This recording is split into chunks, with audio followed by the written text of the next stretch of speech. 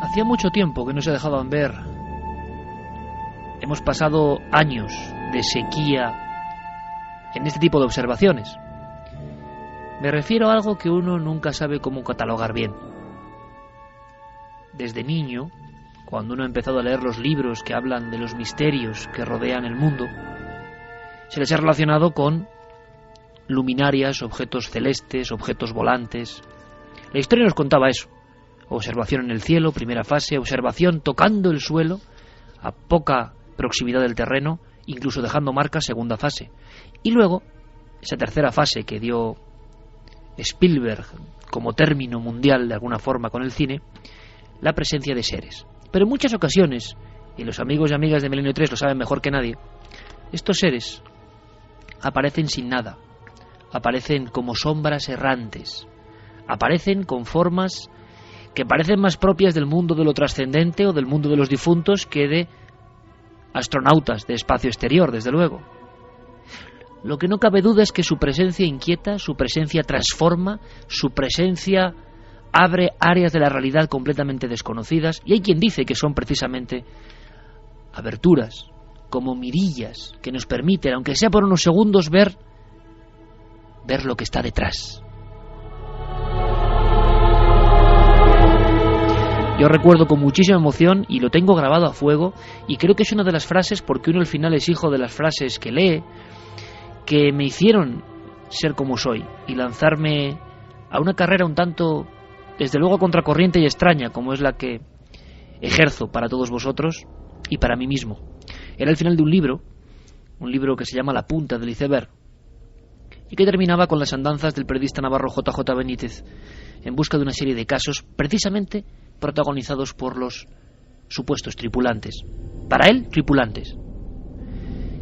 En las últimas notas del libro, en esa página que yo tengo grabada a fuego en el corazón, sobre todo, más que en la mente, decía algo así como que le había llegado una noticia, un rumor. En la pedanía cacereña de Vegas de Coria, un gigante extraordinario, ensotanado, una figura oscura, había provocado el pánico y había sido vista por varias personas. Y él acababa el libro diciendo exactamente qué me deparaba el destino en Vegas de Coria. Años después tuve la oportunidad de sentir muchas veces eso, la sensación de llegar a un sitio donde ha ocurrido lo extraordinario. Uno de esos casos de ensotanados que a mí me impresionó especialmente, tanto por la facultad de doble testimonio, como por, sin duda, la categoría personal y profesional del protagonista principal, es la de Alejandro López Andrada, que es un reputado, reconocido escritor y poeta, que de pronto, junto a su propia hija, se encontró en la provincia de Córdoba, cerca de su localidad natal, en pleno camino, con una figura que iba hacia ellos, una figura que tenía todas esas características de el ensotanado, como si fuese un arquetipo, como si algo se presentase ante nosotros por algo que desconocemos. Pero quienes lo viven, quienes lo ven, no tienen la menor duda. Veréis, la última ocasión que he tenido para estar delante de un testigo de este tipo ocurrió en un monte sombrío, en un monte frío, en un monte mágico, el monte Abantos. Hay unos muchachos, uno de ellos grande como una torre, vestido con prendas militares, sin temor a casi nada, parecía un niño aterrorizado, y habían pasado unos cuantos días. Aseguraba que en mitad del camino le había surgido una especie de figura, también doble testimonio, y que de forma errante se lanzaba por los barrancos. Ahora parece que en un punto concreto de la provincia de Córdoba hay nuevos testimonios muy recientes, y nos lo cuentan ni más ni menos en una especie de doble facultad, un explorador y un escritor. Y también hay que decirlo, testigo, el mencionado Alejandro López Andrada. Es un honor tenerte aquí a estas horas, sobre todo porque es el esfuerzo. Alejandro, buenas noches. Buenas noches, Iker. Alejandro, ha pasado algo en Córdoba, algo muy parecido a lo que tú pudiste ver en presencia con tu propia hija, y yo no sé, y te agradezco un montón la información a estas horas intempestivas, si nos puedes dar el último dato. ¿Qué ha ocurrido? Bueno, pues tuve noticia de ello hace aproximadamente un mes, esta fiesta navideña. Casualmente supe de que un par de jóvenes cordobeses, muy cerquita de Córdoba, cerca de la localidad de El Higuerón, una pedanía de Córdoba, vieron la misma figura ensotanada, gigantesca, que habíamos visto mi hija Rocío y yo hace unos años. ¿Y te dieron más detalles? ¿Eran diferentes testigos? ¿Fue en un lugar próximo a donde tú lo viste? ¿Y hasta qué punto pudieron verlo? ¿Con qué calidad o con qué nitidez? Bueno, pues te estoy hablando esta misma noche porque indagué y hablé con uno de los dos chicos, con Rafa, y me dijo que lo tuvieron prácticamente a unos 8 o 10 pasos de ellos, aún más cerca de lo que yo lo tuve. Parece ser que fue algo de tanto impacto que este chico y su compañero y su amigo aún siguen marcados y no lo han olvidado. Fue algo impactante y terrible. No sé, la situación debió ser muy difícil porque ellos venían hacia su casa en el coche, parece ser que pincharon, se apartaron de la carretera y afuera de la carretera de un caminillo surgió esta figura que los chicos vieron que venía hacia ellos. No tuvieron prácticamente tiempo de reaccionar porque poco más de un minuto se presentó delante de ellos. Rafa, uno de los protagonistas, dice que venía flotando. Cuando se dio cuenta lo tenía delante y creo que fue su amigo el que le habló. Bueno, le preguntó, le inquirió que quién era, qué quería. Pues parece ser que se vino aún más hacia ellos y salieron corriendo despavoridos, subieron al coche.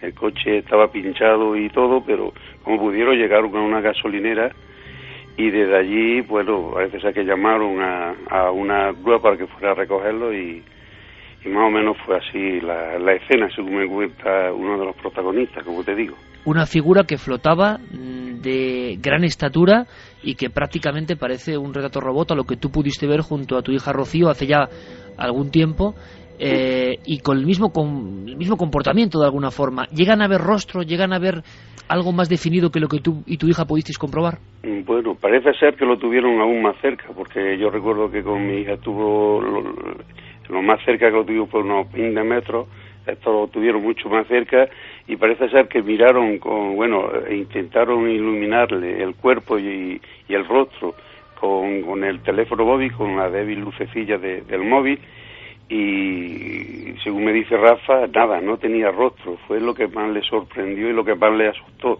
En cuanto a la silueta, el sotanado tenía más de 2 metros de altura y las mismas características, que flotaba sobre el camino cuando venía hacia ellos y que no tocaba el suelo.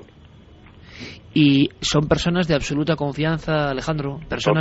Totalmente, tanto que yo había hablado con la madre antes porque el chico no quería dar testimonio, y ya me dio su móvil y esta noche, como te decía, estuve hablando con él y me dijo que sí, que vamos, estaba aquella noche, parece ser, aterrorizado. Un dato más fue a las 4 de la madrugada y tanto su amigo como él, cuando llegaron a Córdoba, a sus casas, estaban, bueno, me imagino que tuvo que ser aún peor que lo que a mí me ocurrió, porque claro, ellos llegaron a inquirirle, le llegaron a hablar y a decirle que es lo que quería, y parece ser cuando se vino hacia ellos fue cuando ya se vieron totalmente desarbolados por el miedo, ¿no?, por el terror. No tienen la menor duda, y seguiremos indagando y ojalá podamos incluso hablar con ellos, Alejandro, no tienen la menor duda de que han visto algo absolutamente real, que no tiene nada que ver con una alucinación, que estuvo muy cerca y que iba hacia ellos, que es una actitud también que no es muy propia de estos casos. En un puñado de casos sí, parece que una luz o lo que sea atrae a estas figuras de forma humana y que iba por ellos. Ellos, por lo tanto, están muy impactados. Y un detalle que también es importante, Alejandro, en un entorno más o menos parecido a donde tú te encontraste con la figura. Bueno, parece ser que sí, era cerca cerca de una carretera y en plena oscuridad, y la hora también, las 4 de la madrugada, y vamos, las características de este ser, de este ensotanado, era idéntica a la mía, vamos, a las que observamos mi hija Rocío y yo. Y también te quería comentar, Iker, que hay otro caso en este. El protagonista, el testigo, no quiere dar más referencias ni su nombre. Puedo decirte que es un señor de Villanueva de Córdoba que viajaba con su mujer y con su hija en el coche, y ahí sí que ocurrió muy cerca de donde lo vimos mi hija y yo.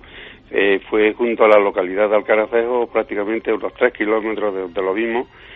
Coincide también que fue por la noche, por la madrugada, y aquí también le surgió justamente a la orilla de la carretera, en el arcén, lo cual ya es sospechoso, ¿no? Que ocurriese un hecho de la misma característica muy cerca de mi pueblo de Villanueva del Duque. Y miedo, no solo en la experiencia, en todos estos testigos, Alejandro, te lo estás encontrando, miedo comprensible porque tú lo conoces bien, tú llegaste a ver eso, sino que hay la sensación de que da miedo también contarlo, ¿no? De que hay que ir casi con tenazas para que alguien pueda describir algo que han vivido como una absoluta realidad. Te lo preguntaba antes, no como una alucinación, sino como algo casi que se podía tocar, ¿no? No, en el caso de este señor iban su mujer, su hija, lo vieron los tres, y puedo contar como anécdota que ellos iban hacia Córdoba, y a partir de ese momento ellos no pasan nunca por esta localidad, sino que dan la vuelta y se van por la carretera de Cardeña y Montoro, así se van por el sentido contrario, lo cual dice del susto y de la impresión tan grande que se llevó esta familia, ¿no? El padre, la madre y la hija. Alejandro, en lo que tú has podido sondear, la investigación queda abierta desde el mismo instante, es una cuestión que está ocurriendo prácticamente ahora. ¿Cómo interpretan el hecho los diferentes testigos? ¿Qué creen que han visto? Uno de los chicos, Rafa, está seguro que era un ser de otro mundo, algo que, no sé, algo que no tiene nada que ver con esta realidad, y como él cree y dice, es un ser de otra dimensión. Lo que él especifica el traje, es decir, la capa negra, la gran capucha que lleva esa silueta negra, y el hecho de no tener rostro. Y bueno, la interpretación que es un alma de otro mundo, y en este caso el de los chicos se ve que quería decirle algo, venía hacia ellos para pedirle o decirle algo. Y eso es lo que este chaval recuerda con más terror, ¿no? Y con más miedo.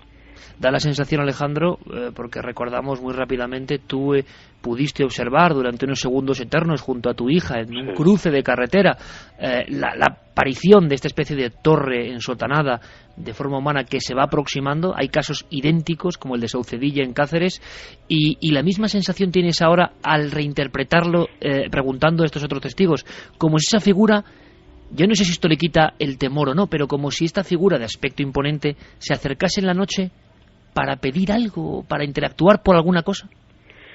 Bueno, el de los chicos, de hecho, se vino hacia ellos y venía eso, a pedirle algo, a decirle algo. El caso de la familia de Villanueva de Córdoba parece ser que no, que es que surgió de la misma orilla de la carretera. Este señor dice que se levantó y si en un segundo se colocó ante ellos, lo cual no está tan claro, porque el hombre, como en mi caso, iba en el coche y claro, obviamente siguió en dirección Córdoba y no se paró. Lo de los chicos es mucho más claro, porque este chaval, Rafa, me dice a mí que estuvo más, no sé, 2-3 minutos delante de la silueta, lo vieron avanzar hacia ellos, y le dio tiempo de verlo, de mirarle y de alumbrarle con la luz del móvil. Y bueno, y parece ser que sí, que venía en busca de ellos. Ahí sí fue en busca de la luz, como tú bien decías. Alejandro, ¿no hay constancia de que pudieran fotografiarlo, filmarlo? Parece ser que no, que no le dio tiempo de nada. Fue a alumbrar, y al ver que no tenía rostro, salieron como alma que del diablo, subieron al coche, como digo. Es que incido mucho en esto, el coche estaba pinchado, aún así consiguieron llegar, como digo, a la gasolinera, y cuando llegaron a su casa iban presa de un terror indescriptible. Según me comentó la madre también, con la que yo estuve hablando. Un coche pinchado en mitad de una carretera, dos amigos lo están arreglando y de pronto observan que por el arcén viene una figura que flota. Yo creo que es una de las experiencias más terroríficas que nadie puede imaginar. Hay que seguir indagando, mismo retrato robot, zona más o menos delimitada. Alejandro, te agradezco muchísimo la información, ojalá saquemos más cosas en claro, pero desde luego tenemos testimonios de personas normales y corrientes que cuentan algo que es difícil de contar, porque ¿quién lo va a creer? Claro, los que lo han vivido como tú sabéis que es una realidad que de vez en cuando se manifiesta. Sí, no, quería decirte solamente, Iker, que el chico incluso está dispuesto a hablar. Este chico parece ser que ha superado ese miedo tanto a decir algo que los demás no pueden creer como el miedo de superar esa experiencia, y te puedo decir que el testimonio es absolutamente real y totalmente creíble. Pues gracias, Alejandro, porque es un peldaño más, es una muestra de valentía más, y yo cada vez valoro de forma muy especial, como es tu caso, a las personas que os atrevéis a dar el paso, a decir, pasan estas cosas, las hemos vivido, algo quieren decirnos. Alejandro López Andrada, amigo, mucho éxito, mucha suerte y un abrazo enorme. Gracias, un abrazo, Iker.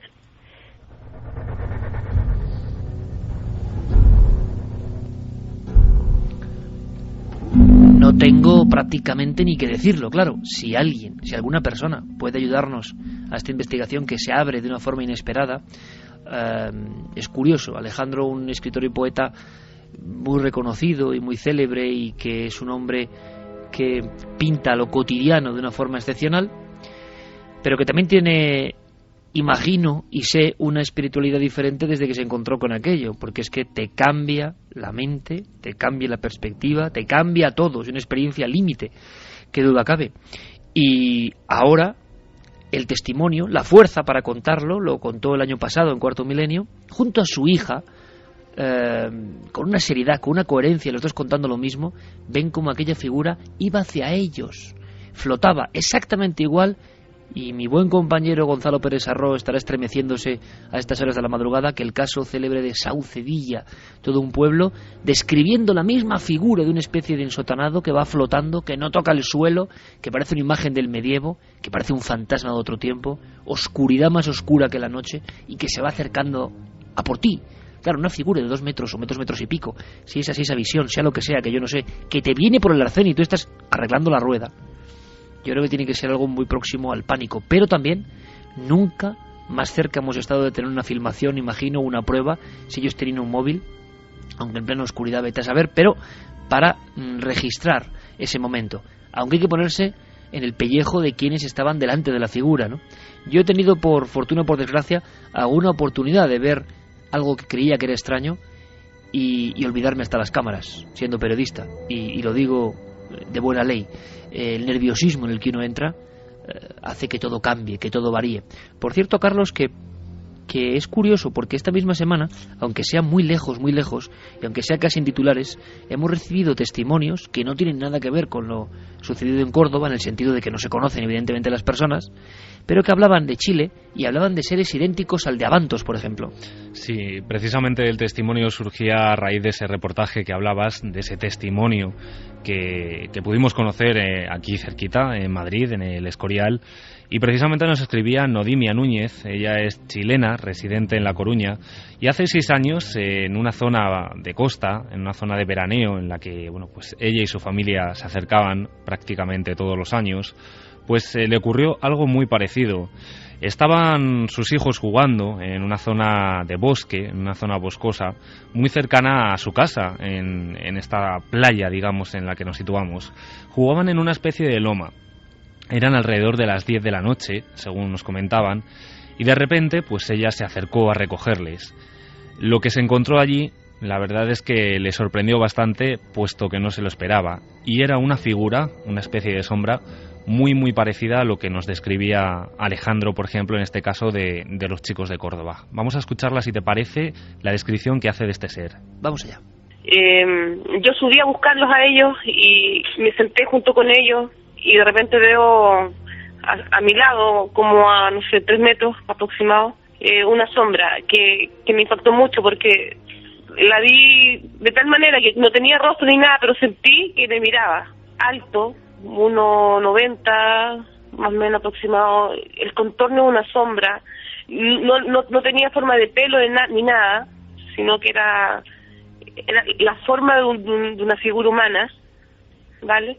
Y era oscura totalmente, pero como que te producía, al mirarlo, como que tú veías a través de esa sombra, como que tú veías a través de él.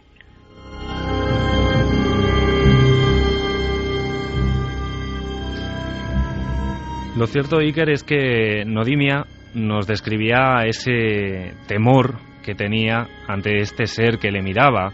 Fueron muy pocos segundos, puesto que esta figura, esta sombra tal y como la describe, rápidamente se escondió entre los árboles, entre la oscuridad, Y bueno, a Nodimia lo que sí se le quedó fue una sensación de que sus niños, en este caso, y el resto de chicos que jugaban con ellos, corrieron mucho peligro.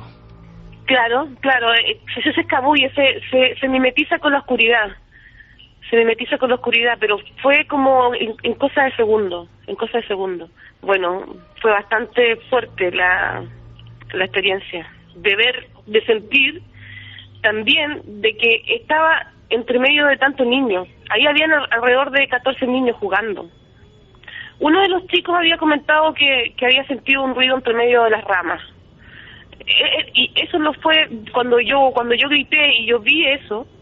El chico dijo, yo hace un rato sentí sonar una rama, y a mí el hecho de ver lo que vi ahí en ese momento, yo lo único que quería era salir corriendo. Como estaban mis dos niños ahí, les pedí por favor que salieran de ahí, porque quizás de cuánto rato estaba eso ahí. Fue por varias semanas que me sentí que no los quería dejar salir, por lo mismo, porque yo sentía que él buscaba algo. Yo sentí en ese momento que él venía por uno de los niños. Como es lógico, Carlos, esta mujer teme por la concentración de niños que hay ahí y da una perspectiva como muy gráfica, ¿no?, del miedo que sienten algunos testigos, en este caso por otros infantes que andan por ahí revoloteando.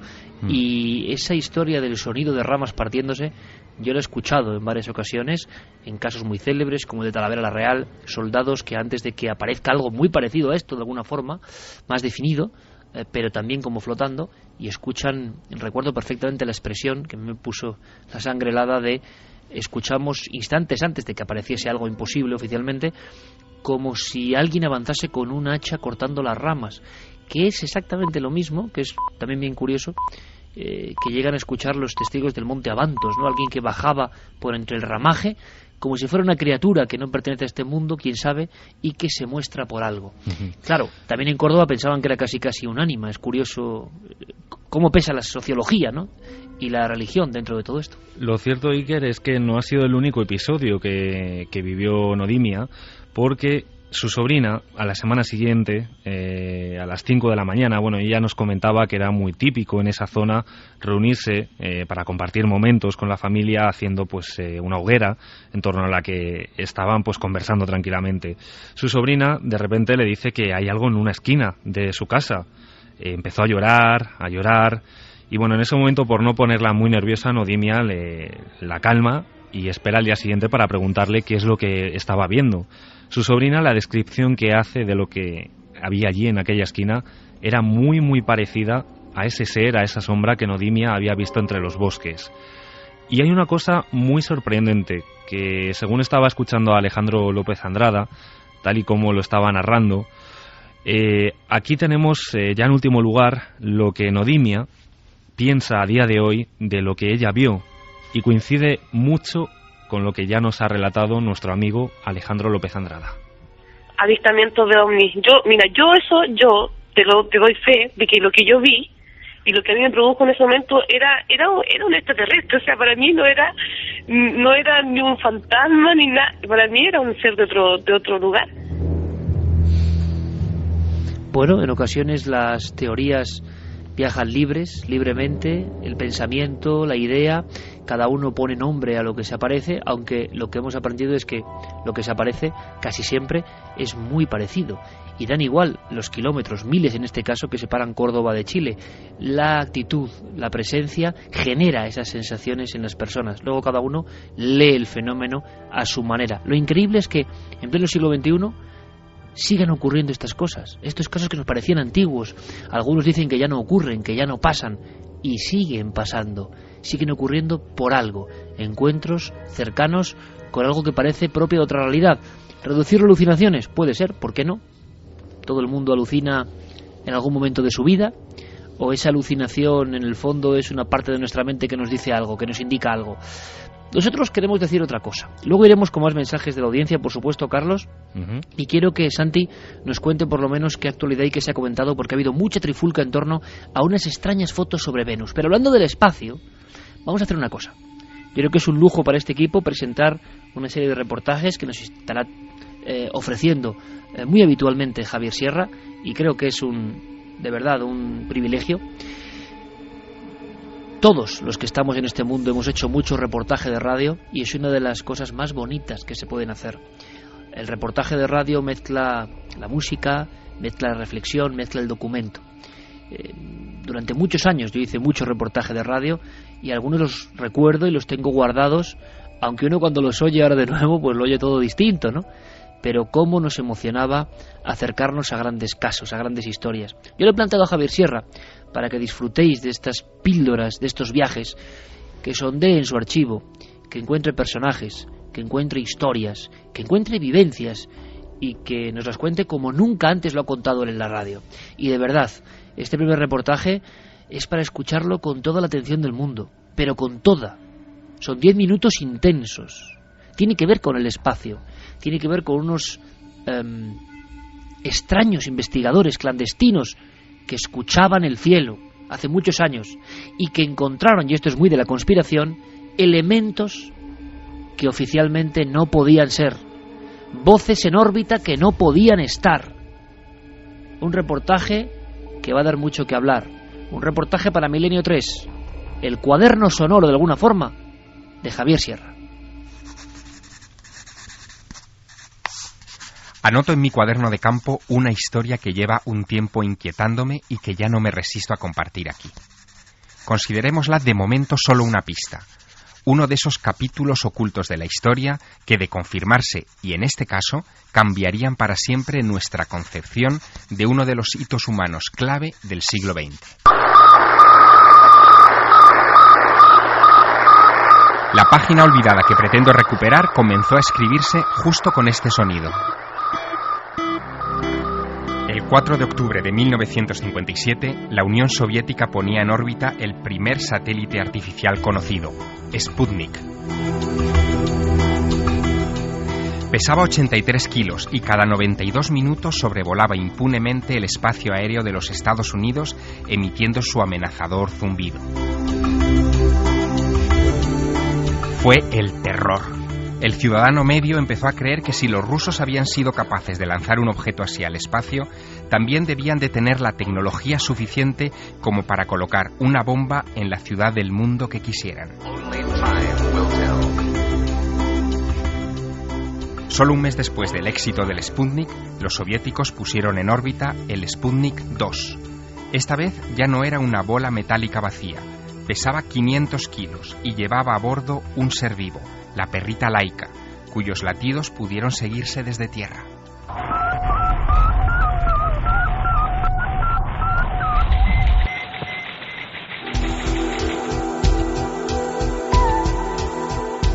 No es muy conocido el hecho de que radioaficionados de todo el planeta orientaban en esos días sus antenas al espacio para escuchar las transmisiones de estos ingenios. Buscaban las frecuencias en las que emitían, calculaban su posición y aguardaban sobrecogidos a que sus amplificadores les dieran unos minutos de escucha. La historia que quiero contar es la de dos de estos pacientes cazadores de señales. Lo que afirman es increíble, cierto, pero tienen pruebas para apoyarlo.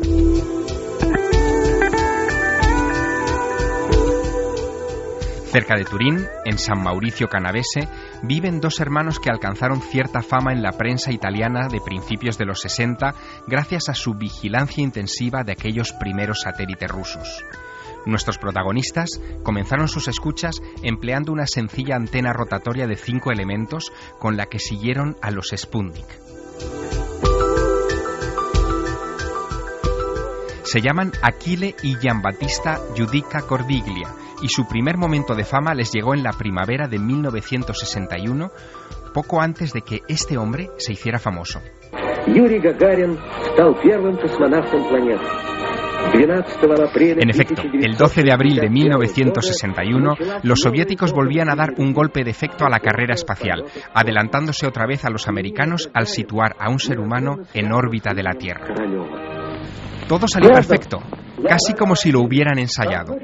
A bordo de la nave Vostok 1, Gagarin completó una órbita alrededor del planeta y descendió cayendo en un remoto pueblo de la provincia de Saratov.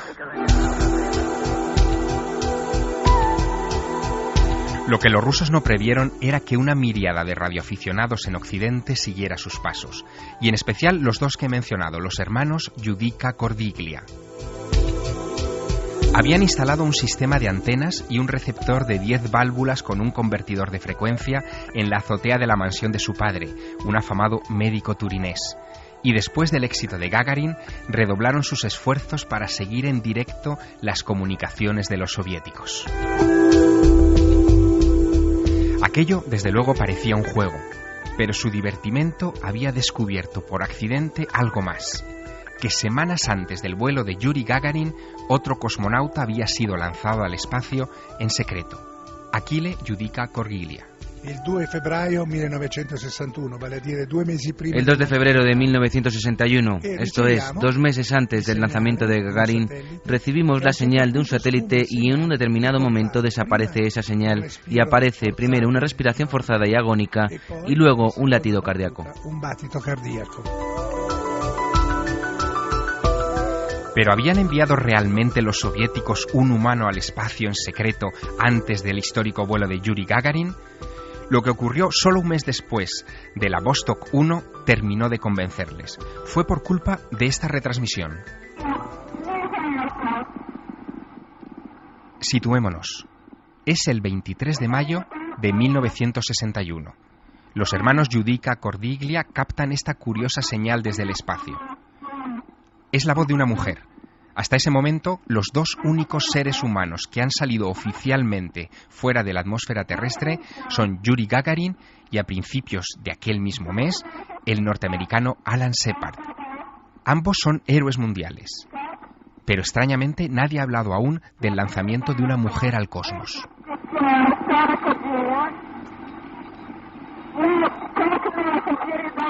Los Judica Cordiglia, atónitos, suponen que están presenciando un nuevo momento histórico y comienzan a grabar.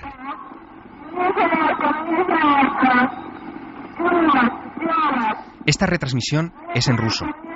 Dice: oxígeno, tengo calor. ¿No es peligroso? Todo es: sí, ¿cómo es esto? Háblenme, ¿cómo puedo transmitir? Sí, ¿cómo? Nuestra transmisión empieza ahora. Uno de los hermanos Judica Cordiglia, Achille, recuerda así este momento. Esta mujer, que probablemente se llamaba Luzmila y tenía unos 22 o 23 años, grita a la base que siente calor. Después, en cierto punto, ve las llamas, ve fuego, ve la nave espacial que se está incendiando y poco después el silencio de radio. Fue un drama terrible. Esto lo vivimos en directo a través de un altavoz.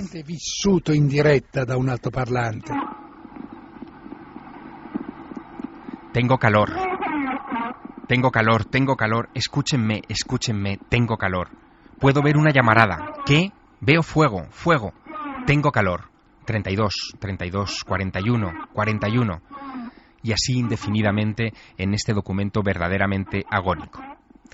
Achille Judica Cordiglia, que todavía vive en Turín y tiene 79 años, asegura que esa cosmonauta en apuros trató de enviar un desesperado SOS en Morse en inglés dirigido a sus enemigos, a los americanos. Y según él, la cosmonauta aún llegó a decir algo más. Esto el mundo no lo sabrá. Esto el mundo no lo sabrá.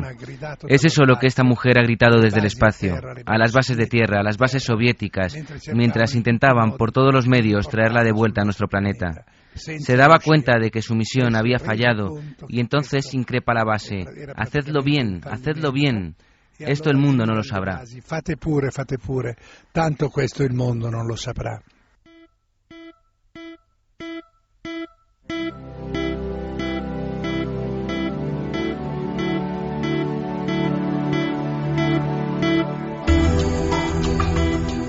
Hay algo más que me sorprende. La historia de esta retransmisión fue tomada muy en serio por la prensa italiana de la época, que la publicó incluso en sus primeras planas. El Corriere della Sera, por ejemplo, habló de cosmonautas soviéticos muertos en el espacio, recogiendo no solo esta grabación que acabamos de escuchar, sino otras con el latido de corazones acelerados en días donde oficialmente no había ningún cosmonauta en órbita y que insinúan la existencia de misiones fallidas jamás recibidas por la Unión Soviética.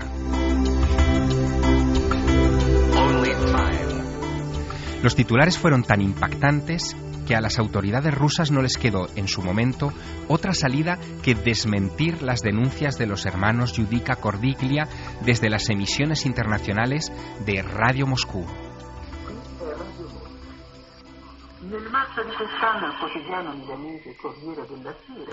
En este boletín del 7 de abril de 1965 se desacreditan las informaciones publicadas en la prensa italiana e incluso en The Washington Post en aquellos remotos días de los inicios de la carrera espacial. Un tiempo, aseguran los radioaficionados, en el que los soviéticos solo reconocían y daban nombre a las misiones que tenían éxito.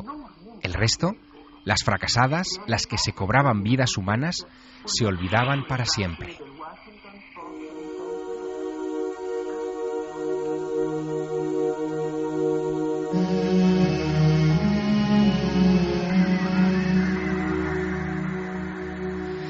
No sé qué pensar.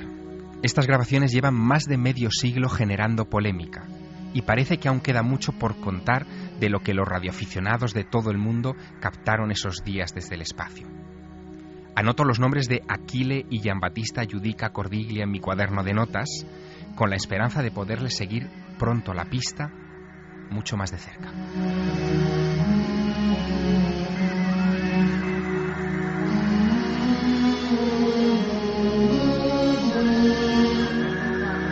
Este es el cuaderno sonoro de Javier Sierra. Primer ejemplo, no deja de ser curioso. Esta música que suena ahora mismo, también estaba en uno de mis primeros, juraría que el primer reportaje radiofónico que hice hace más de 22 años. ¿Sincronicidad?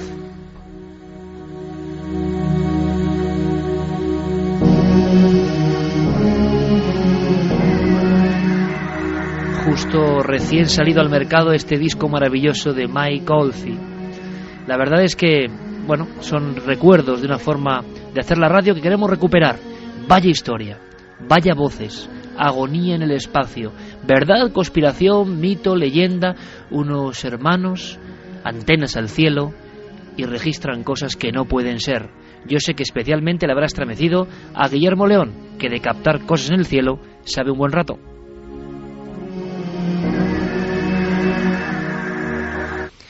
Si os parece, vamos a saber qué ha pasado en el cielo, pero muy lejos. En Venus en concreto, aunque sea en titulares antes de hacer un sondeo por la red. Santiago Camacho, compañero, ¿qué ha pasado? ¿Qué polémica es esa? Yo no sé si se ha descartado ya cualquier posibilidad. Sé que ha habido mucho follón interno con lo de Venus. Mucho follón porque la noticia no viene precisamente de un medio sensacionalista, sino de una prestigiosa revista científica rusa, el Noticiario de Astronomía, que lleva un artículo en su último número firmado por uno de los más importantes expertos del Instituto de Estudios Espaciales de la Academia de Ciencias rusa, Leonid Kazanmality, vaya con el nombre, que estuvo implicado en las misiones que, sobre todo a principios de la década de los 80, el Venera 13 y el Venera 14 fueron enviadas a explorar la superficie de Venus.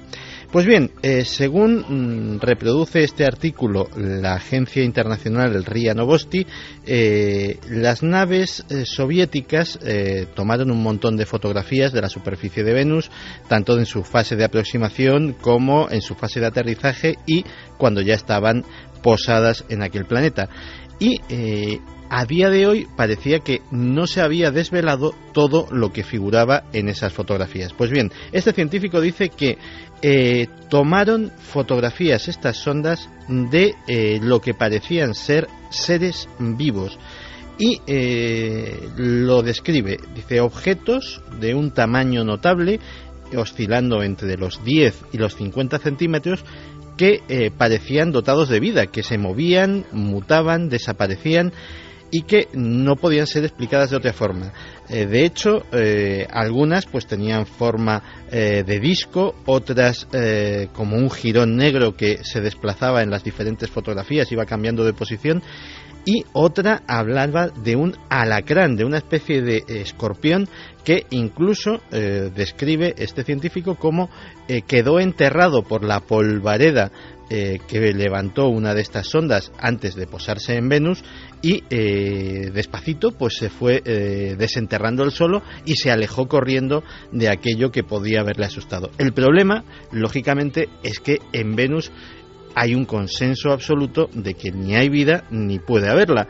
Y esto viene de las dificilísimas condiciones imperantes en el planeta. Simplemente, si hablamos de la temperatura del orden de 500 grados centígrados, pues caramba, ya vemos que una forma de vida, al menos tal como la concebimos en este planeta, es absolutamente imposible que se desarrolle allí. Las fotos, alguna ha salido a la luz y efectivamente tampoco es que digan mucho, se ve una especie de manchurrón de una forma efectivamente poco habitual, pero que a ojos de un profano, como somos la mayoría de nosotros, pues puede ser cualquier cosa.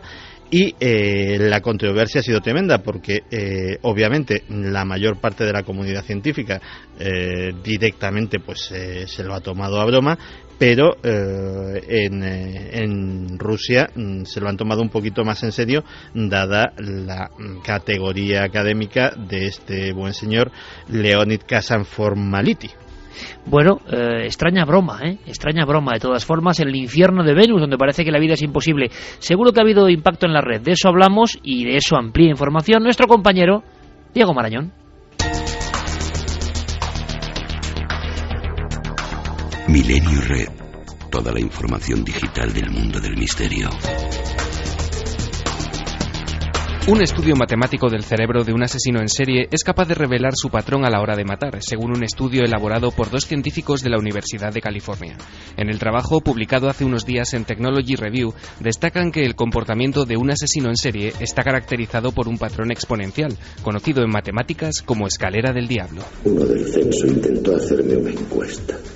Me comí su hígado, acompañado de habas y un buen Chianti.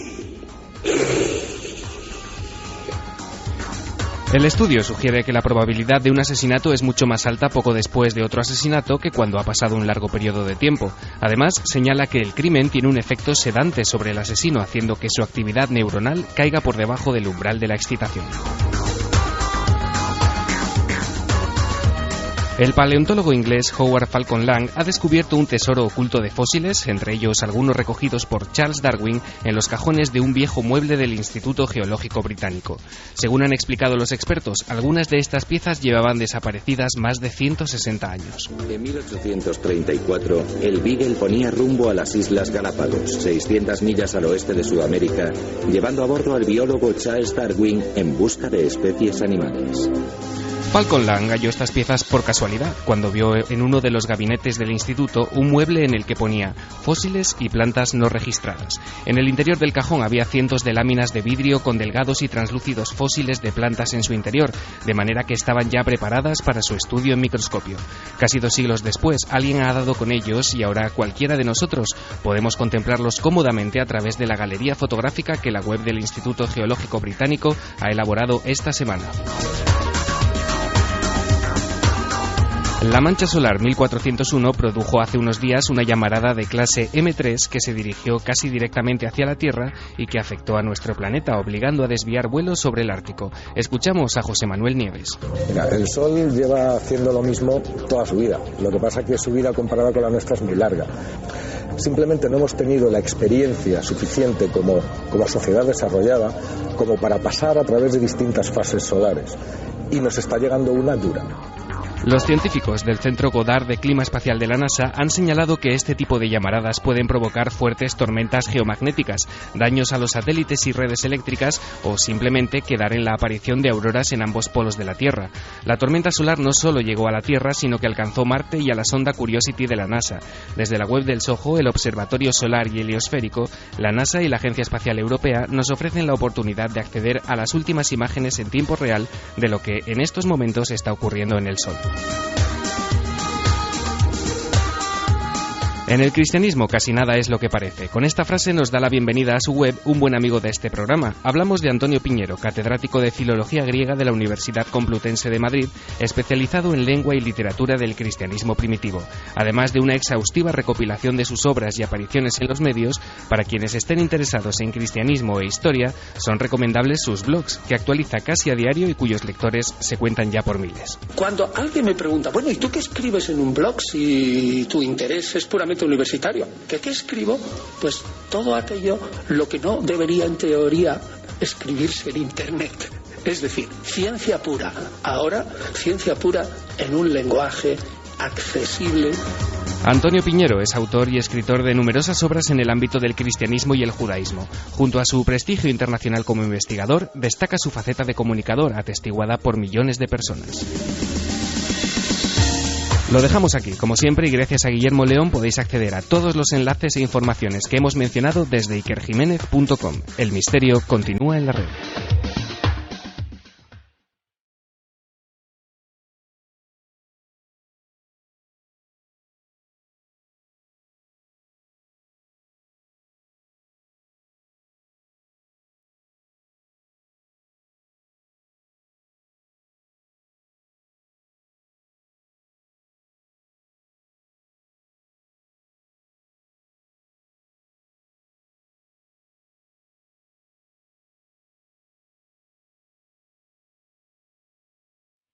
Y nuestra nave continúa con su rumbo, un rumbo hoy compuesto de conspiraciones en formato de películas y documentales que están sacudiendo con un shock muchas mentes, encuentros con lo extraordinario siempre ahí, no se olviden de ellos porque están ahí, siguen con su mensaje, esas voces captadas en el espacio demostrándonos que a veces ocurren cosas que la historia pretende tapar pero que siempre acaban surgiendo, es nuestra esperanza, y también con esta crónica de todo lo que pasa en Internet, que estamos viendo, evidentemente estamos comprobando en nuestras carnes que es una nueva forma ya de comunicación. El medio es el mensaje, que decía el sabio, ¿verdad? Terminamos con mensajes, los vuestros, y además creo que con sorpresa monumental. Yo de verdad no lo imaginaba. Las teorías de conspiración llega un momento ante el racionalismo general, y en ocasiones lógico, que pierden fuerza, que pierden punch. Hay momentos donde algunas sí destacan, luego ya van decreciendo y las personas piensan, bueno, los que gobiernan el mundo no nos van a hacer esto, ¿verdad? Sin embargo, quizá como forma de respuesta, los porcentajes, Carlos, sorprendentes. Muy sorprendentes. Es una, ya lo adelantábamos, una de las encuestas con unos resultados más claros de toda la temporada, desde luego. Nuestra pregunta en la página web ikerjimenez.com, la de hoy, era: ¿creéis en las teorías de la conspiración? Un 91,6% ha contestado que sí y el 8,4% que no.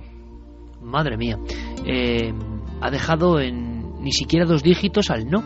Es una muestra de cómo está el patio, es una muestra de cómo incluso la crisis global genera una desconfianza absoluta en torno a los poderes y engranajes con los que hemos construido el mundo. Estamos absolutamente hartos en el fondo, y esto es una forma de protesta, incluso con exageraciones, ante el mundo que hemos construido. Yo creo que una simple encuesta, de verdad, lanza muchas preguntas al aire.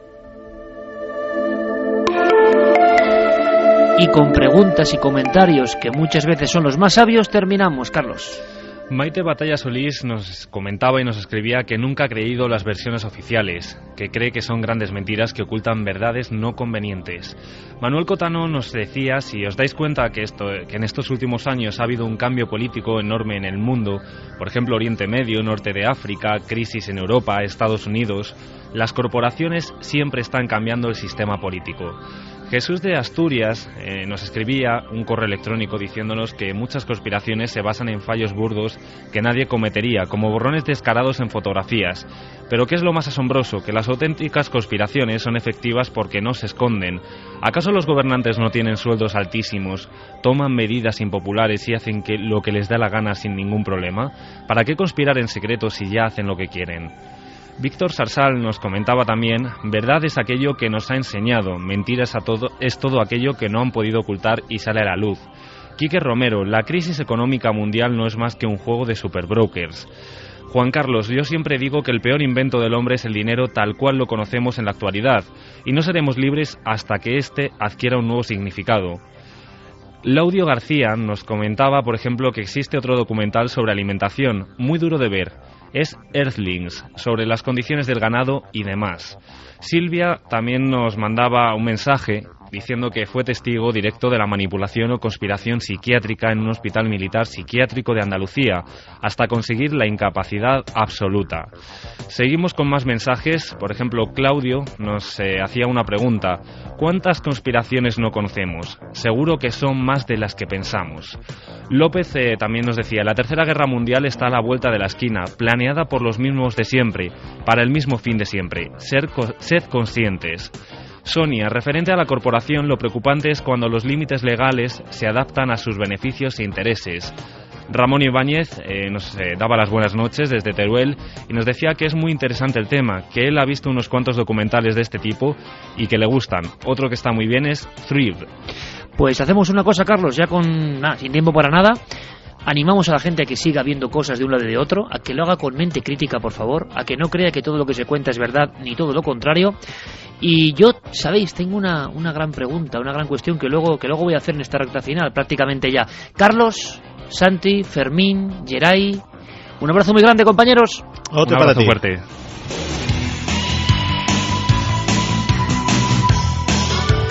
Y sí, veréis, es que mañana, por ejemplo, en Cuarto Milenio hablamos de otra cosa que también parece conspiración. También parece conspiración. Yo no sé si es o no es, pero sé que hay una historia con documentos gráficos, con miles de personas, de un doctor que curaba cosas imposibles, aparentemente con un extraño método, el doctor Asuero. Sorpresas y filmaciones que estaban prohibidas, que mañana rescatamos en Cuarto Milenio. De verdad, no lo podéis perder. Pero, ¿sabéis? Todo esto genera muchas interrogantes que habrá que responder. Estamos en un cambio de ciclo global, mundial, y si hay tanta conspiración, ¿cómo un programa como Milenio 3, que no hace más que denunciar, que no hace más que contar lo que nadie cuenta, que está completamente puesto en el otro lado de lo ordinario, normal, lógico, con lo que nos bombardean, cómo nos dejan seguir? Es una buena pregunta, ¿verdad? De momento, creo, seguimos. Un abrazo.